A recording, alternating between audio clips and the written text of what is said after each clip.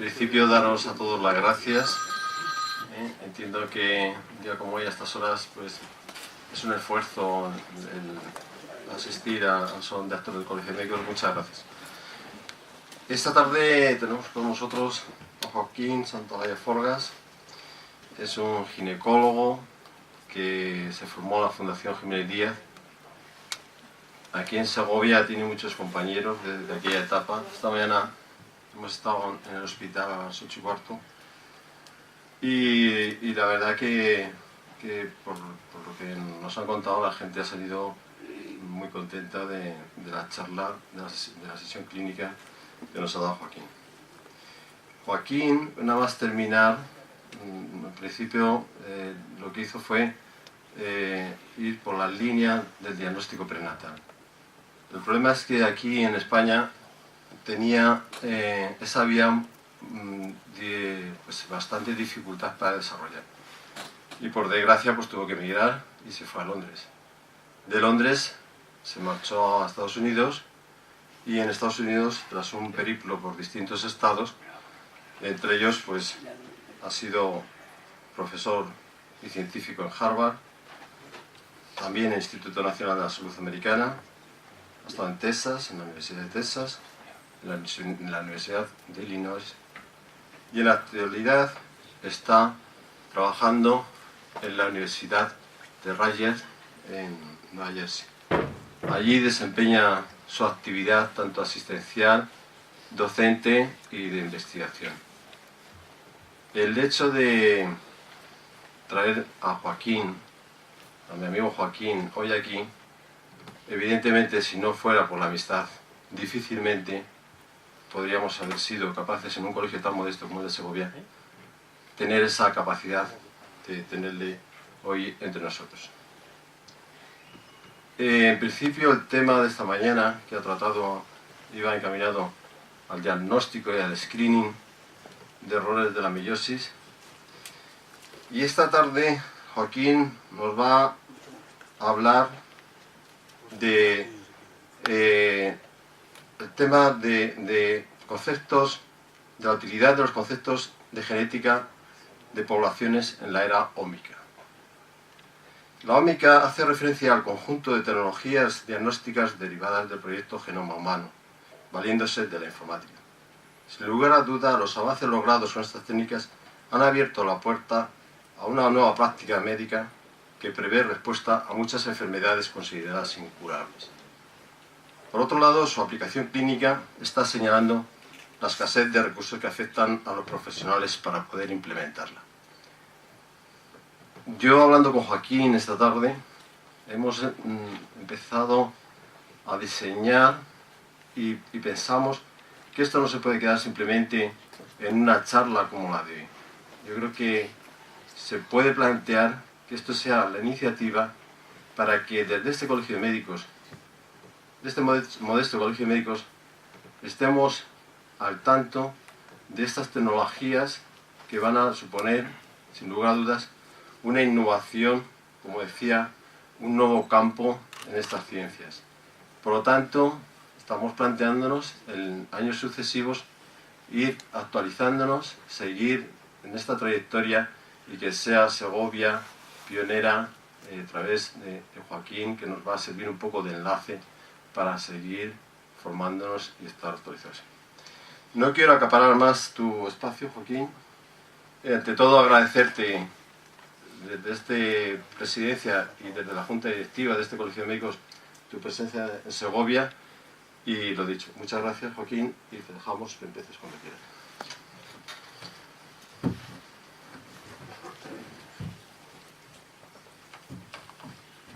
Yo quiero, ante todo, darles las gracias por estar aquí esta tarde.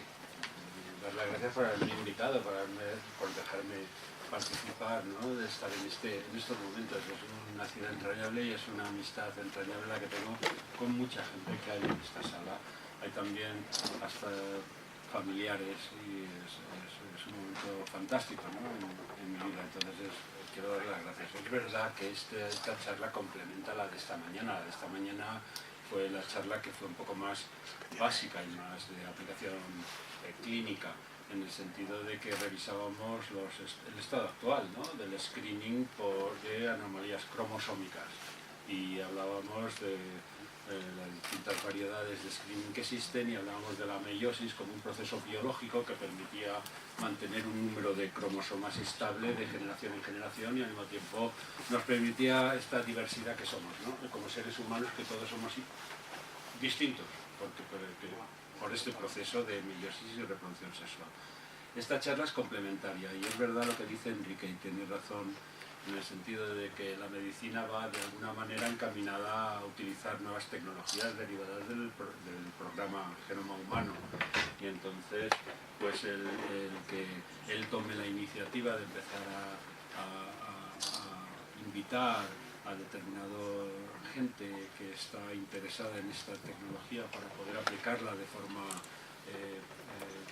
probablemente pronta, más que tarde, a nivel de medicina de la salud pública y a nivel de hospitalario, pues es importante por este tipo de introducción, este tipo de conferencia.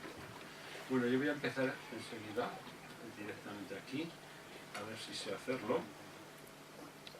Esto que vamos a hablar es clínicamente relevante, y es clínicamente relevante solo aunque miremos esta diapositiva, que parece antigua, pero esta es la mortalidad infantil.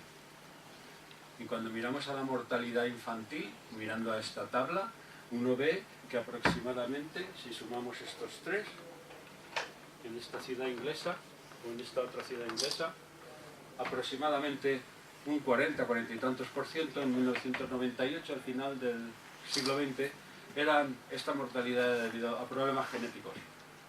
Pero claro, esto es más y más relevante cuando uno empieza a mirarlo y lo compara, por ejemplo, en estadísticas de Londres.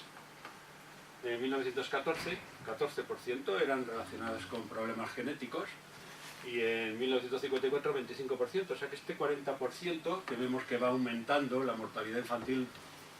Puntero. Me pone el puntero, ¿sí? Te lo digo porque te separas del micrófono y la gente... Muy bien. Te digo, esta videoconferencia.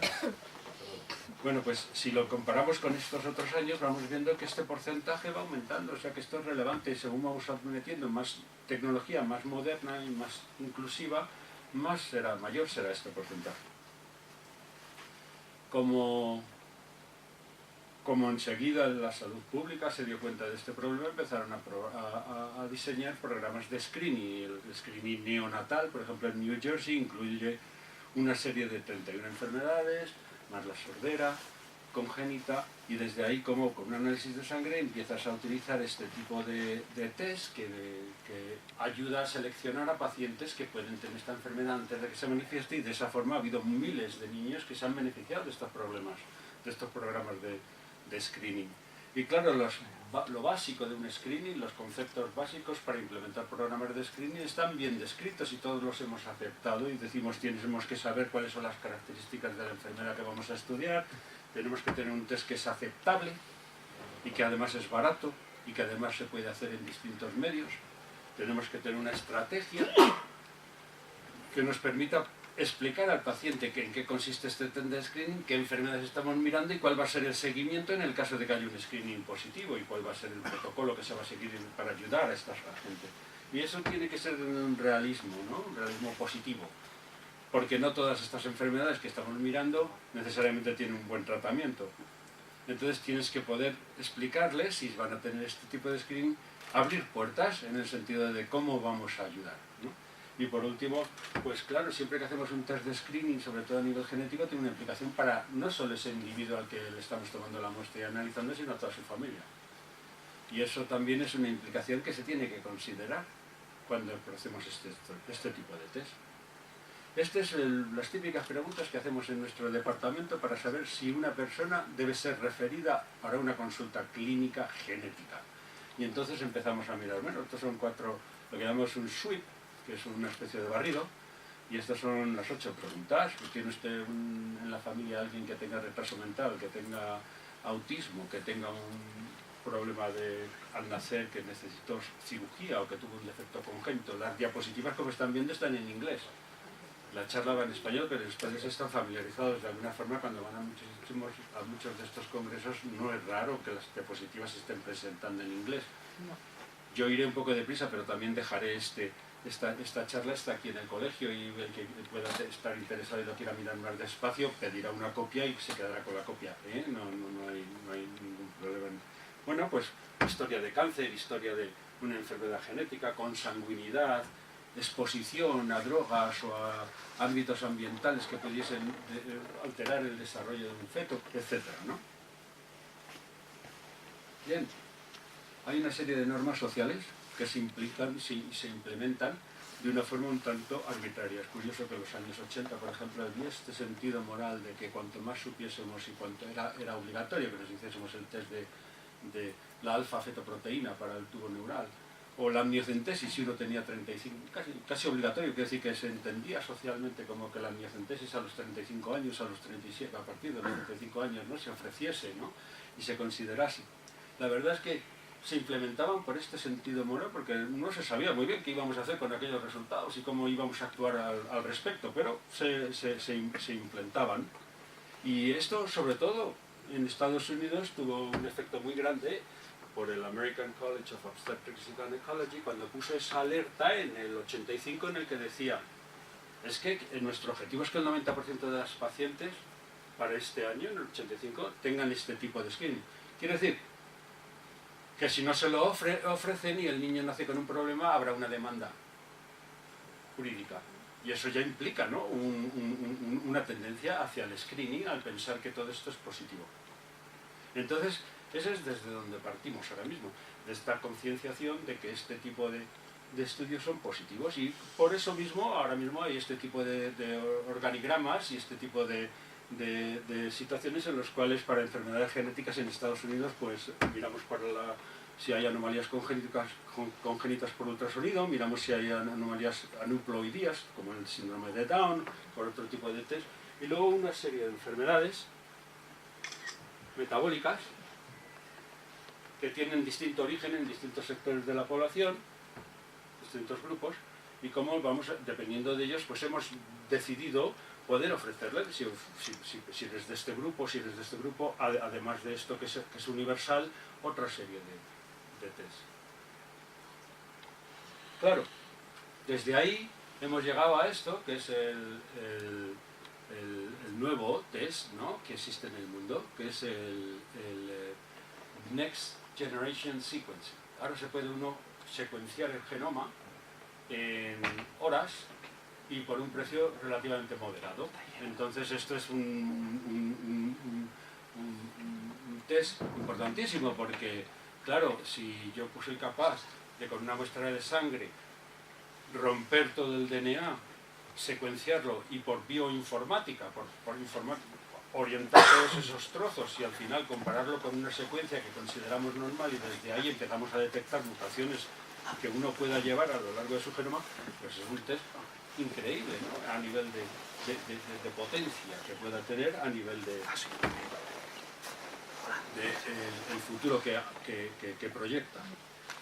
Siguiendo lo que decía el doctor Guilaber en cuanto a las plataformas ómicas, que es la segunda palabra de este título, esto es lo que incluimos, y ve que incluimos distintos métodos de estudiar el DNA o sus productos, ¿no?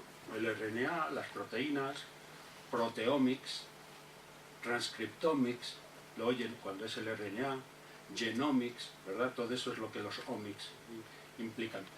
Y eso es de lo que vamos a estar hablando, ¿no? Bien, surge esta tecnología e inmediatamente viene el teléfono y el internet. Y a través del internet, pues el mercado, los que producen el test, la industria, inmediatamente con objetivo de mover su producto, va paseando la universidad, dirigen su diana al público, a los pacientes, a los potenciales pacientes.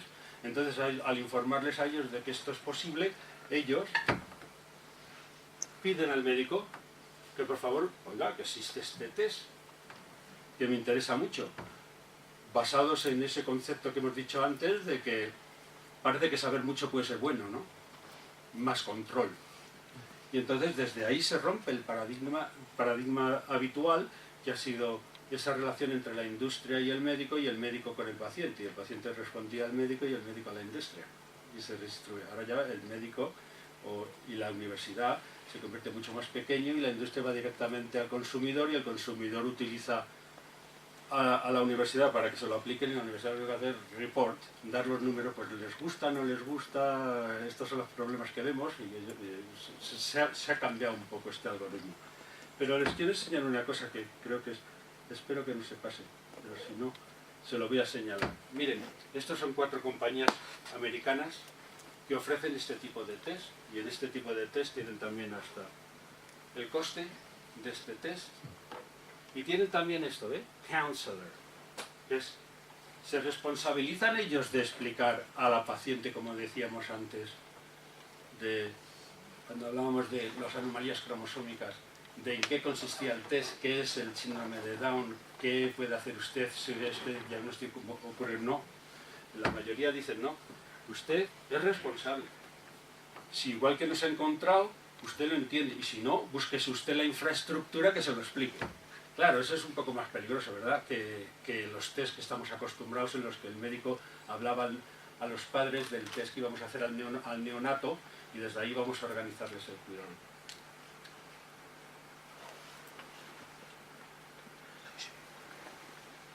Pero es que una cosa es identificar una paciente a riesgo o un paciente a riesgo por historia familiar o por historia médica previa, como decíamos antes con ese sweep de preguntas. Otra cosa es identificar a un paciente porque tiene una enfermedad, por ejemplo cáncer de algo. Y otra cosa es a una población que no tiene cáncer, no tiene nada, hacerle un screening de eso. Porque yo cuando utilizo un test para ver qué tipo de mutaciones tiene el tumor que acabo de identificar en un paciente con cáncer y utilizo un panel de estos de genes, es para estratificar el cáncer para ofrecer un mejor tratamiento. Pero cuando lo ofrezco a la población general que es asintomática y que no tiene nada, los hallazgos que yo puedo encontrar en ese genoma pueden tener ninguna relación directa que sepamos con ese cáncer, pero los resultados tienen implicación para esa persona y para su familia, ¿no? Y eso es el concepto, ¿no?, que estamos discutiendo hoy. Claro, el cáncer, a mí yo digo el BRCA1 en el cáncer de mama familiar. Es verdad que en 15% de estas pacientes existe, cuando miras el pedigrí, un patrón que indica que puede haber un cáncer familiar en el sentido de un gen que se transmite de forma dominante y que predispone a mayor cáncer y además a una edad más temprana, es verdad. Pero el cáncer, aunque yo haga ese test y sepa mucho de la biología molecular, de lo que hace esa mutación particular en ese gen a nivel celular, la verdad es que el cáncer es mucho más que eso, ¿verdad? El cáncer depende, esa predisposición y esa célula cancerígena depende también de la matriz en la que se mueve y depende del sistema inmune y depende de las plaquetas y depende del sistema hormonal y depende de muchas otras cosas que hacen que ese cáncer prolifere, ¿no? No solo un gen que tiene una mutación y que te predispone a que esto pueda ocurrir.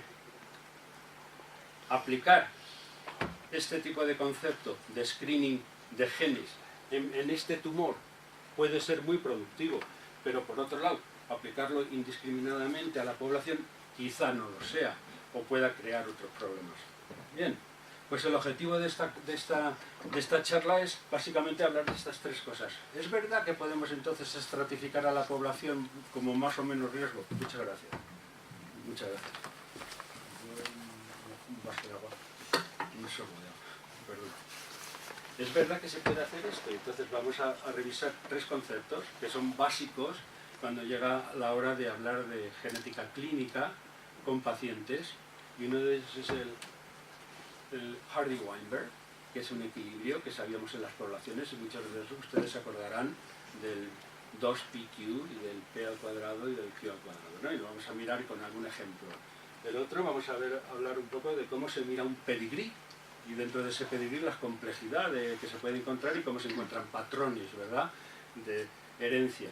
Y el tercero es hablar un poco de este análisis bayesiano, que es muy importante porque casi todos estos test están basados en eso, ¿no? Entonces ver que se puede seguir aplicando este tipo de concepto de genética de población clásica en el estado actual de esas técnicas ómicas, ¿no? Y cómo eso nos podría ayudar, ¿no?, a utilizarlas y hablar de ellas.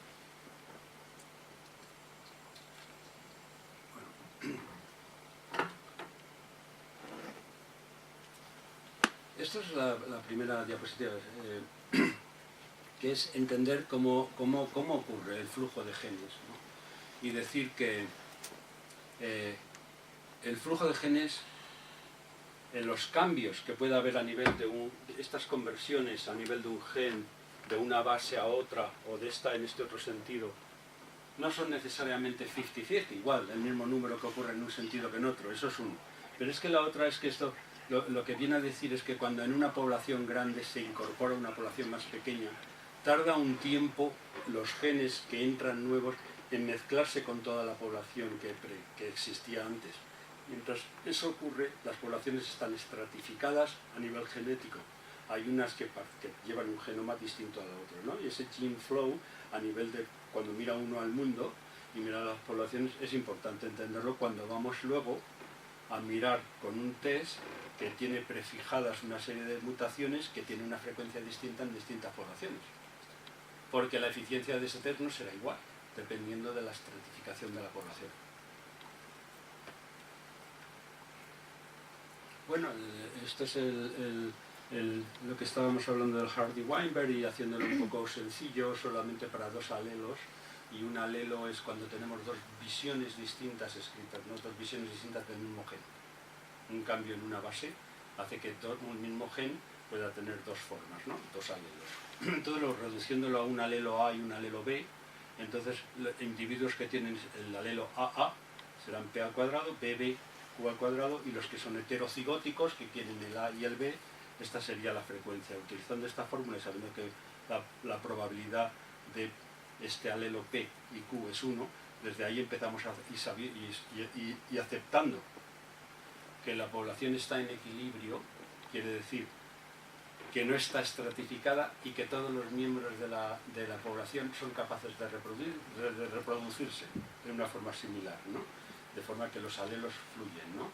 Aceptando esa serie de conceptos, esto en poblaciones podemos usarlo para saber cuál es la frecuencia de que haya una determinada enfermedad, sabiendo la frecuencia de la enfermedad y la frecuencia de un alelo, ¿no? Bien, vamos a hacer un ejemplo. Entonces esto es un pedigrí de fibrosis quística, ¿verdad? Porque hablábamos de fibrosis quística. Entonces, hacemos un ejemplo de fibrosis quística que es lo que lo pedías, que te interesaba. Bueno, pues esto es una familia interesante, ¿no? Esto es una familia de una señora alemana que tiene dos hijos. Uno de ellos es de población afroamericana y una alemana. Y tienen un hijo que está afecto, que tiene 18 años, con fibrosis quística. Y una hija, que es la que viene a consultar con nosotros, porque está casada con este chico español, de aquí, de Segovia, y que están pensando en tener un hijo. No sé si era de Segovia, ¿eh? Sí. Entonces, ella viene a preguntar cuál es el riesgo de tener un hijo afecto con fibrosis quística, sabiendo que tiene un hermano afecto, ¿verdad? Esta es la pregunta, ¿verdad? Entonces, solamente con mirar aquí la probabilidad desde un punto de vista de Mendel, de las leyes de Mendel, sabiendo que ella no tiene fibrosis quística y sabiendo que los dos padres tienen que ser portadores, porque esto es una enfermedad recesiva, entonces los dos son portadores, sabiendo que ella no está afecta, tiene que ser de tres probabilidades, o no tienen el gen, o dos es heterocigótica o heterocigótica, ¿no? O sea, porque si no, la otra cuarta posibilidad es que estuviese afecta y no está afecta, ¿no? O sea, su probabilidad de ser portadora es 2/3, ¿vale? Esto va muy deprisa. 2/3, ¿verdad? Entonces ahora yo digo, bueno, pues vamos a ver, yo quiero ahora saber, es que hemos hecho todo el problema. No importa, ¿no? Ya sigo. Esto ya se acabó. Bueno, pero lo que quiero decir es que si para calcular el riesgo de él miramos a la población y sabiendo que en la población blanca, caucasiana, la frecuencia de la fibrosis quística es de 1 en 2500, entonces yo puedo calcular cuál es la probabilidad 1 en 2500, entonces la raíz cuadrada de 1 en 2500, sé yo cuál es la probabilidad, que es 0.2, para Q, y el otro, como es 1 menos Q, 0,98, ¿verdad? Entonces, si yo ahora decía que la probabilidad de ser heterocigoto es 2pq, si yo multiplico 2 por esta probabilidad me sale que la probabilidad es 1 en 25. Todos nosotros, tenemos 1 en 25 probabilidades de ser portadores de fibrosis quística. Todos los que estamos en esta sala. Bueno, pues entonces yo sabiendo eso y sabiendo la probabilidad de la madre, yo puedo llegar y calcular cuál es el riesgo de tener un hijo afecto. Multiplico la probabilidad de que la madre sea carrier, portadora, y la probabilidad de que la madre sea portadora, y me sale la frecuencia. Muy bien. Pues eso es una forma de calcular a esta familia y darle esa información. Claro, yo por otro lado puedo decir, pero bueno, sabemos más que esto, porque yo puedo hacer directamente, en vez de estimar que si son 2/3 partes, hasta aquí hemos llegado, ¿verdad? Hasta aquí es lo que hemos dicho, este es el problema, cómo lo hemos resuelto. Pero yo puedo llegar y decir, muy bien, pero yo tengo unos test genéticos que me miran lo de la fibrosis quística y me dicen cuántas mutaciones de la fibrosis quística descritos están más de 1000 mutaciones en este gen. Pero hay paneles de hasta 98 mutaciones que, dependiendo de qué población, tienen esta eficiencia. ¿Ve? El mismo panel que mira 96 mutaciones, en este grupo puede descartar, si no está presente ninguna mutación de ese panel, el 90% de posibilidades de que puedas tener o no, ser o no portador de fibrosis quística. Si por el contrario yo soy de otros grupos, la eficiencia, la frecuencia en la población es a lo mejor distinta. Una, que esto va a ser importante cuando utilicemos los test de screening de esos masivos, ¿vale? Y segundo, la eficiencia.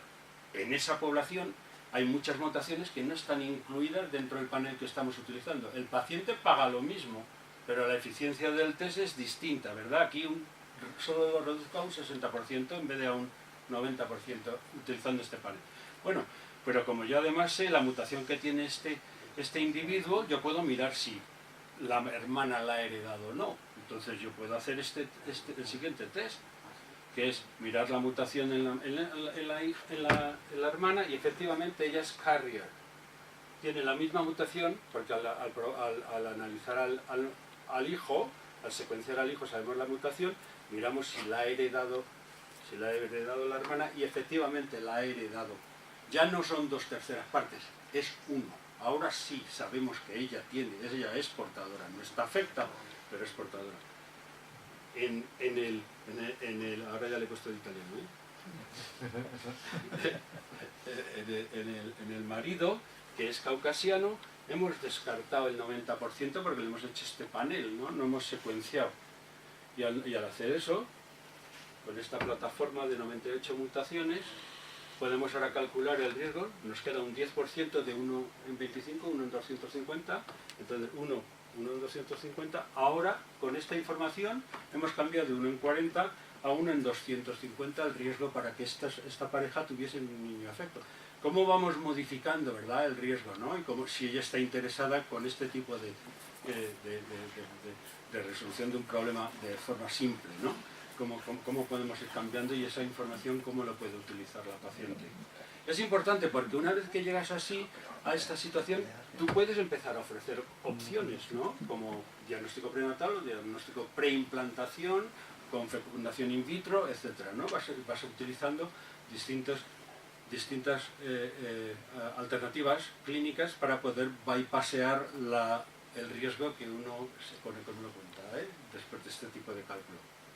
Bueno, quería decir una cosa en cuanto al análisis del pedigrí. Estábamos hablando del análisis del pedigrí, pero claro, hay distintos patrones, pero quiero decir, cuando uno mira un pedigrí, que eso lo sabemos escribir todos y sabemos hacer las preguntas, hay enfermedades que son de distinto origen. Unas son dominantes, otras son recesivas, unas son multifactoriales. Eso es una cosa, pero la otra es que además hay una serie de preguntas y una serie de conceptos en genética que son importantes saber. Por ejemplo, penetrancia. La penetrancia es que se va a presentar un fenotipo, una expresión, en algún momento de tu vida debido a esa mutación, o solo en el 40% de la población se presenta, o solo se presenta en el 60%, y eso va a variar nuestra interpretación del pedigrí, porque la familia puede decirte que no, aunque sea portadora o que esté afecto, ¿verdad? O por ejemplo, puede ser con una expresión variable. Hay enfermedades como el síndrome de Marfan, que tiene mucha más afectación cardiovascular que visual o que del esqueleto, ¿verdad? O muscular.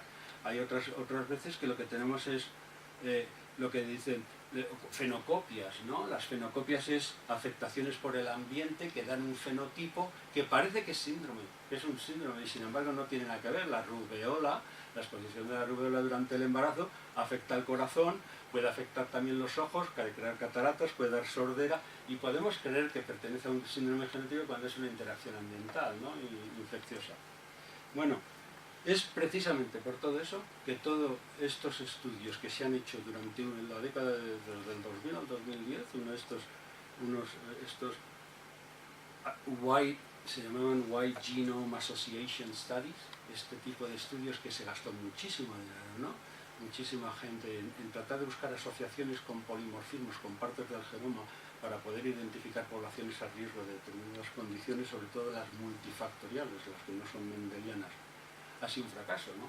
Y ha sido un fracaso porque muchas de estas asociaciones o bien se seleccionaban mal los pacientes por esta complejidad que estamos diciendo, o bien pues, en cuanto cambiábamos de población y salíamos de una población que a lo mejor era en Sudamérica a una población que era en Asia y repetíamos el mismo estudio, ya no salían las asociaciones. No salían porque allí en la frecuencia de ese polimorfismo en la población era mucho menor y entonces ya no conseguías conseguir la asociación estadística, ¿no? Como ha sido un verdadero problema y precisamente muchos de ellos por interpretaciones de pedigrí. Bueno, vamos a hacer otro ejemplo. Este es un poco distinto porque cuando estamos aquí hablando de hemofilia como una enfermedad ligada al cromosoma X y que causa hemorragia, ¿verdad? No hay un problema de coagulación. Y entonces, si yo presento estos dos pedigrís y este pedigrí, hay uno de ellos que es más informativo que otro.